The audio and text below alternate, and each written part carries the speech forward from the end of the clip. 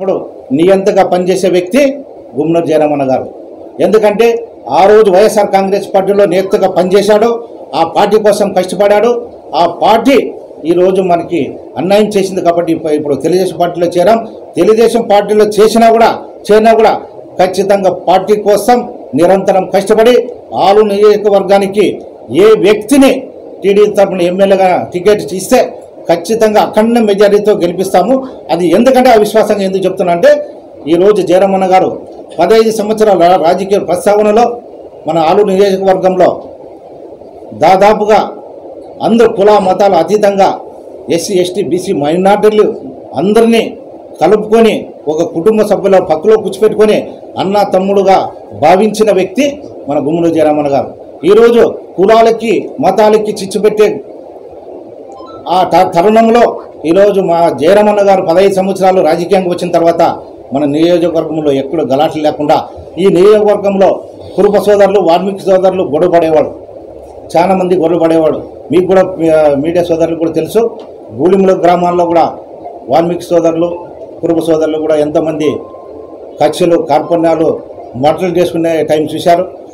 ఈరోజు జయరామన్న వచ్చిన తర్వాత వాల్మీకి సోదరులు కురుబ సోదరులు ఈరోజు అన్నదమ్ములుగా ఉండాలంటే అది గుమ్మనూరు జయరామన్న పరిపాలనలో గుమ్మనూరు జయరామన్న మంచి మనసుతో వాళ్ళందరినీ ఒక్కటిగా కలిసిగా కుటుంబంగా ఈరోజు అందరినీ ఒక నాయకునిగా చూడాలని చెప్పి ప్రతి ఒక్కరికి ఎస్సీ ఎస్టీ బీసీ మైనార్టీలందరినీ ఈరోజు రాజ్యాధికారంలో ఈరోజు జడ్పీటీసీలు అయితేనేమి, ఎంపీపీలు అయితేనేమి, ఎంపీటీసీలు అయితేనేమి, సర్పంచులు అయితేనేమి, మండల కన్వీనర్లు అయితేనేమి, ఈరోజు సొసైటీ చైర్మన్లు అయితేనేమి ఈరోజు పదవులు పొందిన దాదాపుగా 20 సంవత్సరాలు 30 సంవత్సరాల చరిత్ర తీసుకుంటే ఎననాళ్ళు లేనటువంటి మన జయరామన్న గారు ప్రతి ఒక్కరికి పదవులు ఇచ్చి ఈరోజు రాజ్యాధికారంలో కూర్చోబెట్టిన ఘనత మన జయరామన్న గారని మనమందరూ గుర్తుపెట్టుకోవాలి. గురించి మాట్లాడారు, ఊరికి చూసి విన్నారు, లోపల మనసులో వాళ్ళ గుండెకి తాకింది.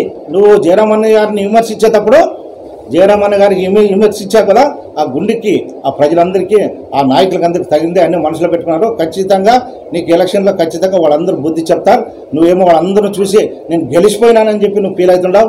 ఖచ్చితంగా నువ్వు ఓడేది గ్యారంటీ. ఖచ్చితంగా ఆలు నియోజకవర్గం నాడిని నువ్వు గుర్తించలే, జయరామన్న గుర్తించాడు కాబట్టి ఈరోజు 2 సార్లు ఎమ్మెల్యేగా గెలిచాడు. నువ్వు కేవలం 15 రోజుల పని నీ బుద్ధి చూపించుకున్నావు. ఖచ్చితంగా నువ్వు ఓడిపోతావు. ఎవరైనా తెలుగుదేశం పార్టీ ఏ వ్యక్తికి ఇచ్చినా ఘన విజయంగా గెలిపిస్తామని చెప్పి సమూహంగా తెలుపుకుంటూ సెలవు తీసుకుంటావు.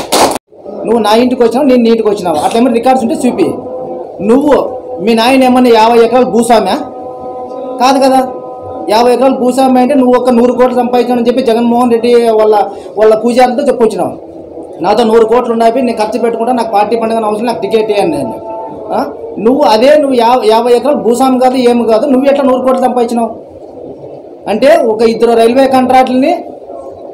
కాంట్రాక్టులని వాళ్ళతో పనిచేస్తూ వాళ్ళు మోసం చేస్తూ ఒకరు ఆత్మహత్య చేసుకునే దానికి కారణం కూడా నువ్వే. ఇరపాక్షి నువ్వు నన్ను అంటావు, నేను చెప్పినా నీ దగ్గరేమన్నా?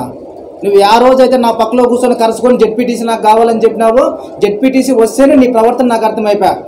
ఏమి జయరామ్తో నేను ఎందుకు పని చేయాలా? వాళ్ళు 3 ఉన్నారు, వాళ్ళ 3తో పనిచేసి నాకు ఎమ్మెల్యే టికెట్ ఇప్పిస్తారు అని కూడా నువ్వు నాతో మాట్లాడలేదా?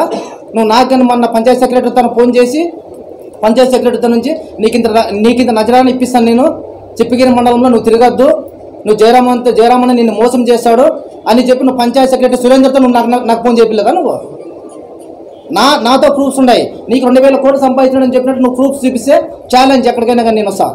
ఏమంటే మాకు ఆవేశాన్ని అణుగుదొక్కుతూ జయరామన్న ఒక మర్యాదగా మనం బాగుండాలనే ఉద్దేశంతో నేర్పినాడు కాబట్టి ఈరోజు అట్లే ఉన్నాము. నువ్వు లేనిపోయిన ఆరోపణలు చేసుకుంటా భయందోళ్ళని భయపడిచేటట్లు.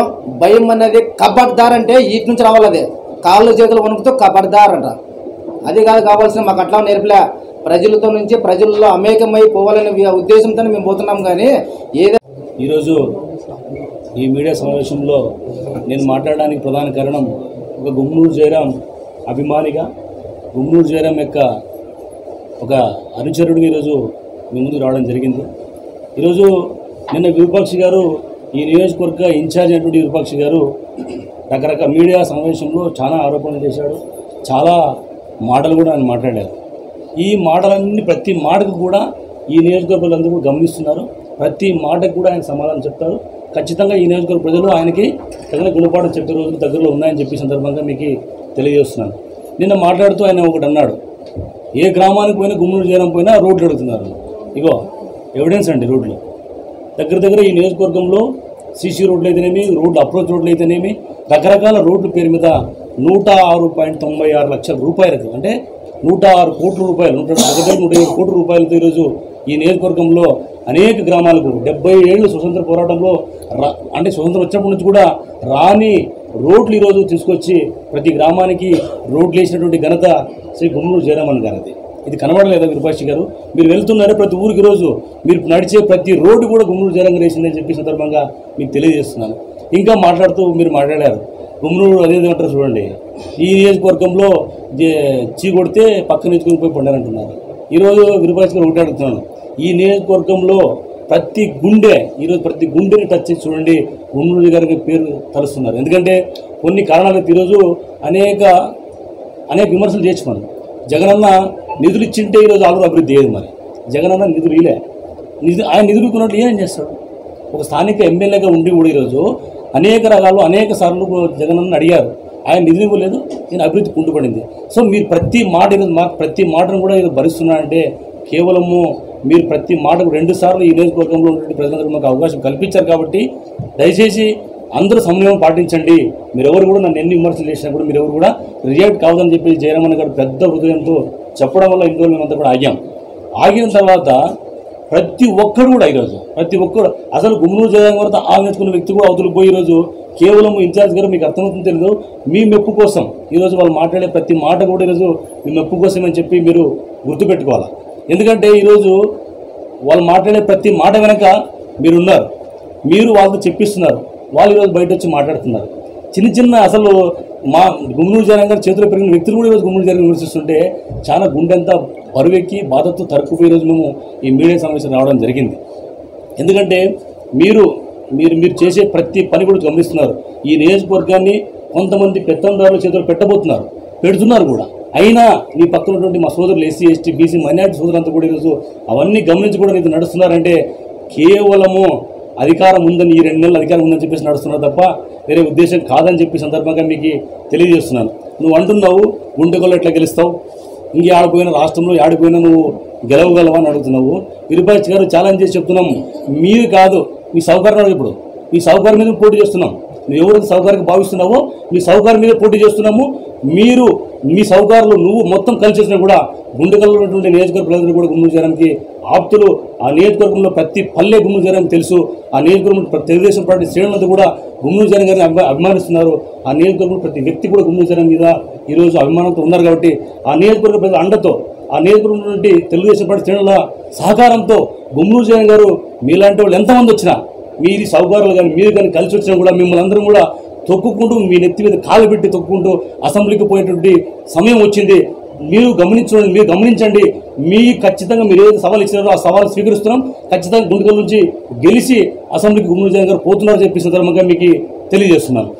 అది నువ్వు వాల్మీకి సంఘం రాష్ట్ర అధ్యక్షుడు ఆయన ఎవరు సుభాష్ చంద్రబోస్ మాట్లాడారు, తల్లి పాలు తాగి రొమ్ము గుద్దినాడంట. అయ్యా సుభాష్ అన్న, నువ్వేం చేస్తున్నావు నీకు అర్థమవుతుందా? నువ్వు ఒక కుల సంఘం నాయకుడివి. ఒక కులంలో జరిగినటువంటి ఒక వ్యక్తికి అన్యాయం జరిగితే మాట్లాడే దౌర్భాగ్యస్థితిలో నువ్వు ఉన్నావు. ఈరోజు కేవలం నీ ఎంపీ పదవి కోసమో లేదా నీ పదవి కాపాడడం కోసం ఈరోజు ఒక కులంలో ఉన్నటువంటి ఒక దేవుడు లాంటి వ్యక్తి, వాల్మీకులు అంటేనే గుమ్మనూరు జయరాం ఒక బ్రాండ్, అలాంటి బ్రాండ్ కలిగిన వ్యక్తిని కూడా ఈరోజు నువ్వు మాట్లాడే ప్రతి మాట కూడా కౌంటబుల్లే, తగిన మూల్యం నువ్వు చెల్లించుకోవాలి తప్పదు. ఎందుకంటే నువ్వు 2014 ఎలక్షన్లో వాల్మీకులందరూ నమ్మేసినావు.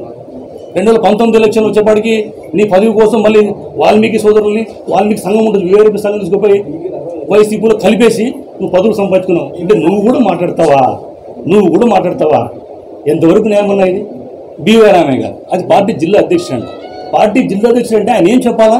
పార్టీ సమన్వయపరచాలా? పార్టీ జిల్లాలో మొత్తం కూడా అభివృద్ధి చేయాలా? ఈ జిల్లాలో 7 నియోజకవర్గాలు ఉన్నాయి. కర్నూలు పార్లమెంట్లో 7 నియోజకవర్గాలు ఎక్కడికి పడైనా వచ్చేది ఆలూరు పడేది, వచ్చి రోజు ఆలూరుకు వస్తున్నావు. ఆలూరులో పార్టీ వివరాలు ఏం తెలుస్తున్నాయి ఏమన్నా? నువ్వు కూడా మా గుమ్మనూరు జయరాం విమర్శిస్తున్నావు. నువ్వు కాంగ్రెస్ పార్టీలో నుంచి వచ్చి కోట్ల కుటుంబాన్ని కాంగ్రెస్ పార్టీకి వెన్నుపోటు పడిచినటువంటి వ్యక్తివి నువ్వు. సుభాష్ చంద్రబోస్ ఏమో వాల్మీకులకు వెన్నుపోటు పొడిస్తే నువ్వు కాంగ్రెస్ పార్టీకి కోట్ల కుటుంబానికి వెన్నుపోటు పొడిచి ఈ జిల్లాలో వైఎస్ఆర్ పార్టీ సర్వనాశ కారణం నువ్వే. మీరు కూడా అంటే మీతో కూడా అనిపించుకునే పరిస్థితి మా జనానికి వచ్చిందంటే ఇంతకంటే దౌర్భాగ్యం ఇంకేం లేదన్నా. దయచేసి మీకు దండం పెట్టి చెప్తున్నా, మీరు మాట్లాడే ప్రతి మాటకి కూడా కౌంటబులే, దానికి మీరు మూల్యం చెల్లించుకోక తప్పదు. ఈ నియోజకవర్గంలో విరుభాషతో పాటు మీరందరూ కూడా ఈరోజు గుమ్మనూరు జయరాం ఎన్ని అవమానాలు చేసినా ఎన్ని మాటలు మాట్లాడినా ఈ నియోజకవర్గ ప్రజలు ఖచ్చితంగా గమనిస్తున్నారు. ఆల్రెడీ గుమ్మనూరు జయరాం మీద పెద్ద ఎత్తున చర్చ జరుగుతుంది. మంచోడు జయరామన్న ఎంత పెద్ద నాయకుడిని ఈరోజు ఇంత మాటలు మాట్లాడుతుంటే వాళ్ళ గుండె బాధను చెప్పుకోలేక అధికారం ముందే నవ్వుకున్నారు. విరూపాక్షి గారు అధికారం సాధిస్తాం కాదు, ఈరోజు మీరు 2 నెలల అధికారం 2 నెలల తర్వాత మీరు ఖచ్చితంగా వీటన్నిటి కూడా సమాధానం చెప్పాలి. వీటన్నిటి కూడా మీరు తగిన మూల్యం చెల్లించుకోక తప్పదని చెప్పిన సందర్భంగా మీ అందరికీ తెలియజేస్తూ సెలవు తీసుకుంటున్నాను.